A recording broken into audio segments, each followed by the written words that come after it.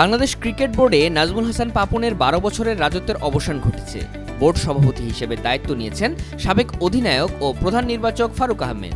আসুন এক নজরে জেনে নিই বিসিবির নতুন বস সম্পর্কে। বাংলাদেশ জাতীয় দলের হয়ে ১৯৮৮ সালে পাকিস্তানের বিপক্ষে অভিষেক হয়েছিল ফারুক আহমেদের। ঘরোয়া পর্যায়ে ক্রিকেট খেলায় ফারুক নিজেকে সফলতম অধিনায়ক হিসেবে গড়ে তোলেন। এর ফলে ১৯৯৩-৯৪ মৌসুমে নির্বাচকরা তাকে বাংলাদেশ ক্রিকেট দলের অধিনায়ক মনোনীত করে।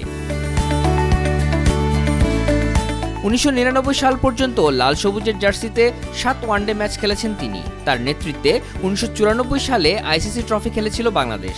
ইংল্যান্ডে অনুষ্ঠিত ১৯৯৯ সালের ক্রিকেট বিশ্বকাপে দলের অন্যতম সদস্য ছিলেন ফারুক আহমেদ।